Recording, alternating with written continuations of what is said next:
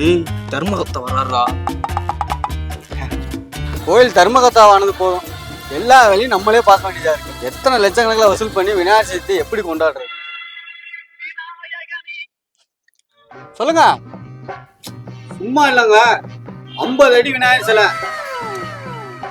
ஆமா ஆமா 50 அடி சிலை, 2000 பேருக்கு அன்னதானம். ஊர்வலம் அன்னைக்குன்னு தாரத்தப்பட்ட முழங்க யானையில வச்சு விநாயகரை கொண்டு போய் கரைக்கிறோம். தர்மகத்தா ஆனதுக்கு அப்புறம் நமக்குன்னு ஒரு இது வேணும்ல, இதெல்லாம் வரலாறுல பதிவாகணுங்க. ஊர் ஒத்துழைக்குதோ இல்லையோ, தர்மகத்தா நான் ஒத்துழைக்கிறேன். இதுக்கு மேல என்ன வேணும்? பண்ணிடும் வாங்க, இதான் கிளம்பிட்டேன்.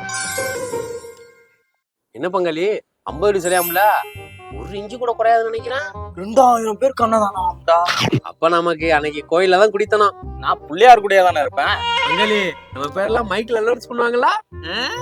உன் பொண்டாட்டி எவ்வளவு எழுதிருக்கா? 51. உன் பொண்டாட்டி 31. ஐயர் அனௌன்ஸ் பண்ணுவாங்க. மூதேவி. The next day. அப்புறம் என்ன பங்காளி, காலையில இருந்து கடையா கிடக்குற போல இருக்கேயா? ஆமா பங்காளி, சல வருது இல்ல,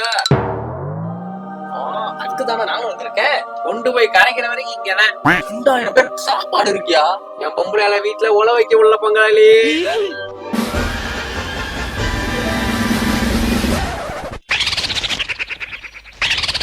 அப்பனே விநாயகா, உன்னை இங்க கொண்டு வரதுக்குள்ளே நான் படாத பாடுபட்டேன். ஹலோ, விநாயகரை ஊருக்குள்ள கொண்டு வந்துட்டேன். எல்லாருக்கும் சொல்லிருங்க, இந்த ஏரியாவிலே நம்ம விநாயகர் தான் பயங்கரமா இருக்கு. அட வெக்கம் கட்டுவீங்களா? இதுக்கு எதுக்குடா வெள்ளையங்கிலி மாலையன்னு? தாரத்தப்பட்டைக்கெல்லாம் சொல்லிருங்க, யானையில வச்சுதான் விநாயகரை கொண்டு போகணும். இது பக்கத்து ஊருக்கா? விநாயகர் வாங்குறது நம்ம தான் பெரிய ஆளு. இந்த வந்துடுறேன்.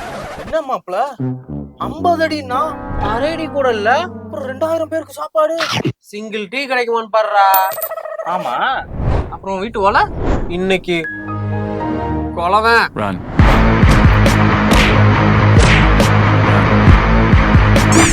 காரன் வயசு பட்டா மாமி.